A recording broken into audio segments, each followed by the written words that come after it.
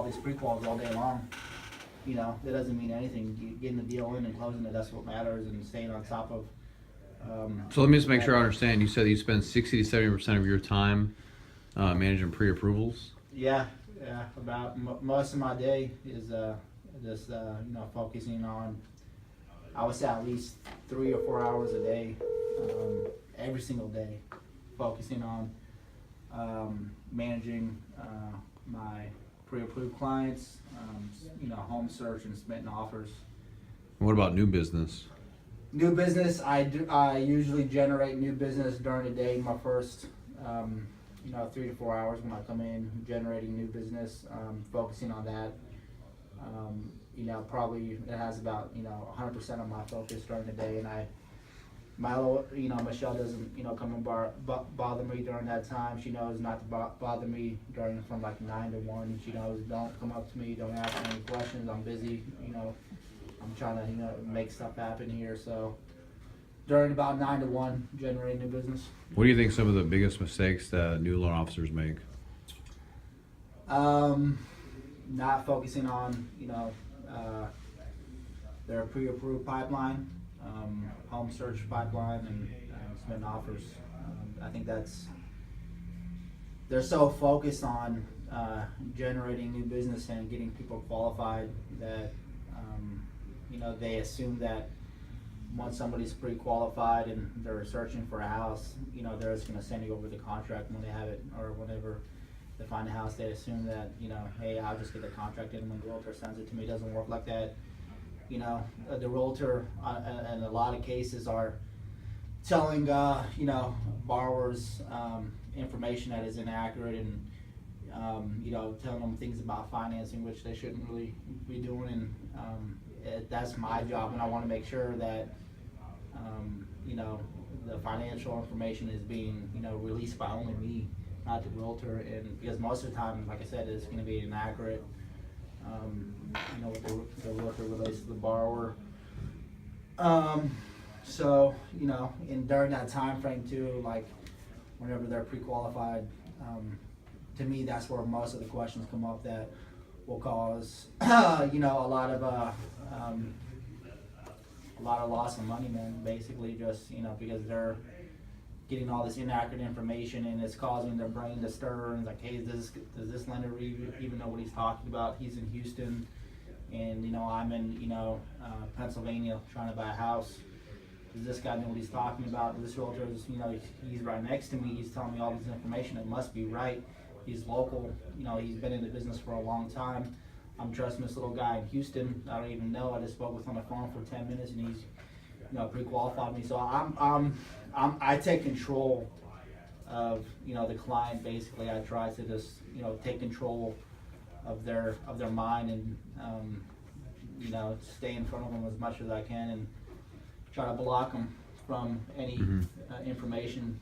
And most clients now, like when I first started,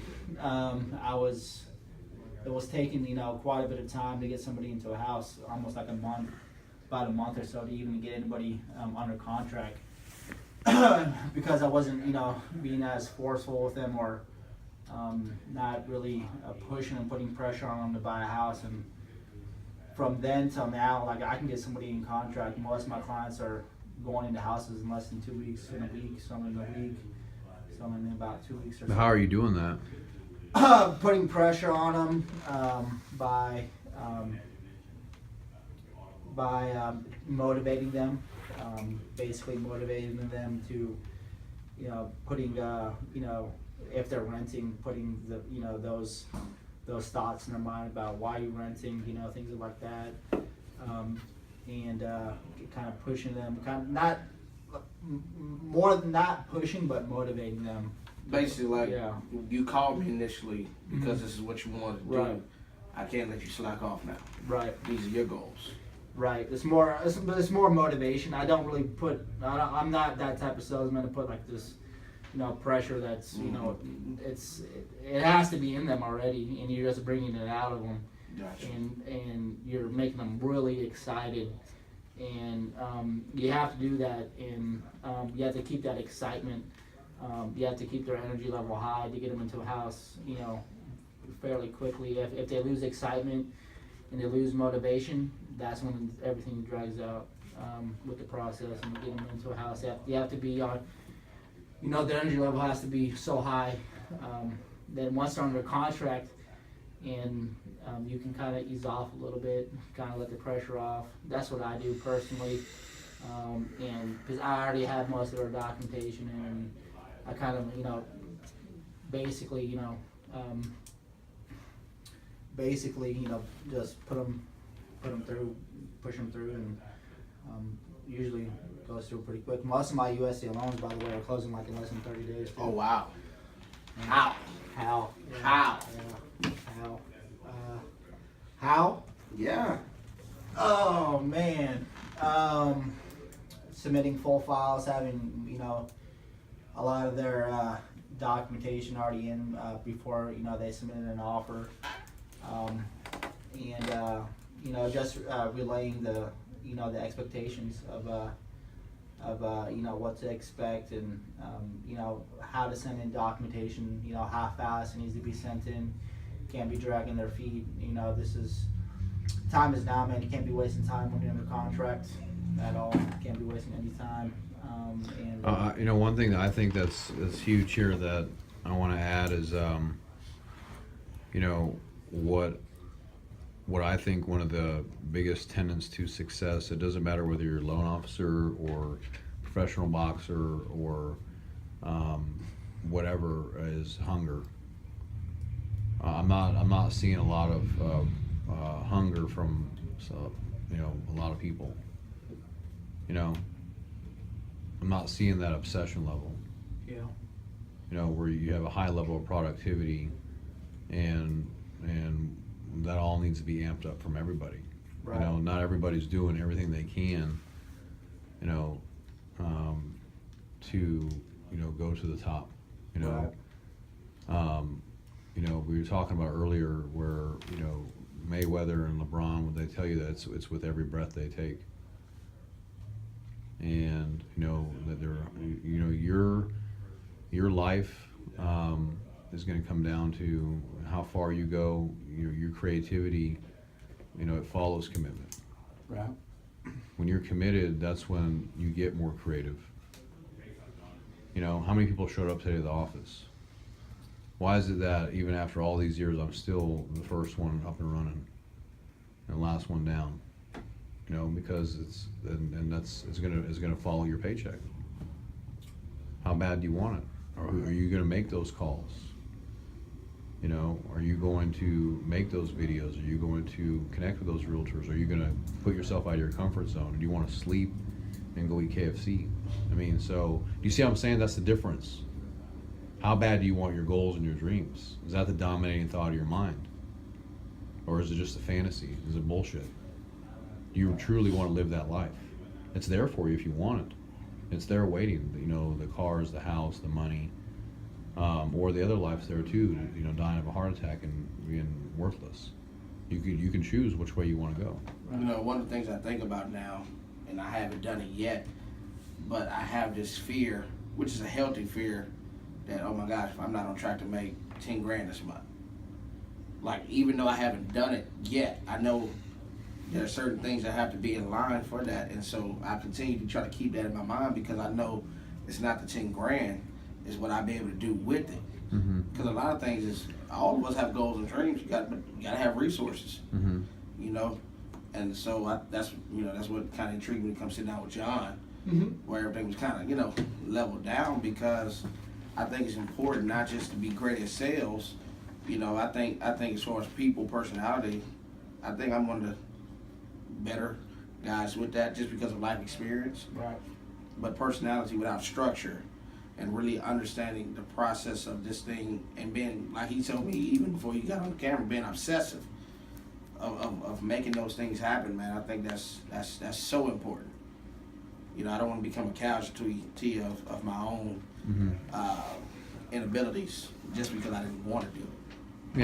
Yeah. I mean, and so, yeah, and, you know, obviously your goals have to be laddered.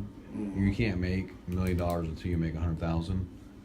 And so the first step is, yes, you know, getting down the basics and having those incremental goals that are laddered out. And so, but the thing is, like when I'm telling you, hey, call your realtors, do your bomb videos, call your leads, follow up. You know, these are things that it's because it's forcing you to be not to micromanage to hurt you, but to help you to be great. I'm wanting you to do better and to be more. You know, and I know that these things will help. You know, like for instance, you might be getting 5 loans by calling leads, but I promise you, if you add in realtors and Powerbase and videos, then you can get 10 loans. You're leaving all that extra money on the table, you know, and so you can't say, oh, that's not who you are. I mean, when did you define yourself? When you were a teenager? That's good. You know. See, you got to remember about human beings, that they want to stay very consistent to their identity. So the question is, who are you? Yeah. You know. I when I first started, man, I was like the complete opposite of you know, who I am right now. Like a year ago, or even 2 years ago, like I've changed a lot, man, a lot, to make it work, and you know, to better myself. Like 2 years ago, I would have never thought I'd be doing this, man. And I went through a lot, you know, this past year, a lot of you know, changing of myself for the betterment, man. You know, a lot. So you're definitely, you know, this person who you are today is definitely gonna have to change, and that's something I realized and had to embrace. You know, like before, like origination, I believe it has to do a lot with timing, hitting the right, you know, timing with things. And because if you miss somebody's call and you don't call them back, or if you know, they're submitting an offer, or even a lead here, if I call a lead and they call back like an hour later and I don't call them back, that lead's gonna be dead. It's gonna be dead. Same thing, you know, with you know, people that are submitting offers, pre-approved clients, they're gonna go somewhere else if you're not giving them that service. And I think that's a lot of people here. That's one of the, you know, major mistakes that they make, is not hitting that timing right, and the sensitivity of it is very important. Like, you know, if you miss somebody's phone call and you don't call them back a day later, there's a high probability that you're gonna lose that loan, man. A high probability. So I had to learn that, because I was bad at timing. I was. When I first started, I was really bad at timing and bad with, you know, following up with pre-approvals, and that's where I lost a lot of my loans. Timing is really, really important. I'm serious, because especially if you're, you know, in Houston, like you said, you're doing loans in Houston, and this guy is in Colorado and he wants to buy a $300,000 house. If you're not, you know, returning his phone call ASAP, providing excellent customer service, and, you know, replying back, you know, extremely quickly to emails, why would he go with you? He has no reason to. You know, so that's something I learned as well. As a good pointer, man. This your timing, and, you know, follow up is real key. Follow up is, you know, very, very key. With you know, submitting offers, pre-approvals, you know, following up, staying in contact with them, being in their face, man. I don't care if I'm annoying, you know, or, you know, being a pest, man, but, you know, if I'm not doing that, then that means I'm taking the chance of losing that deal, you know. But it's better to be annoying and persistent than not know what the hell is going on with your deals. You know what I mean? Mm-hmm. Yeah. So that's what I you know, been focused on lately, is just staying on top of them like a hawk. It's helped me out a lot, and most of the cases I don't get the annoying type of deal. They don't you know, they don't complain about being annoying. No one's really gonna complain about that, but they will complain about you not following up, you know, and you know, having poor customer service. They will complain about that, for sure. So, you know what I mean? Yeah, it's good. Real good. Yeah, man, thank you. I'm gonna upload this. It's a real good one. From the best. That's right, boy. The best. The best. All right. Well, I'm giving you a late bid.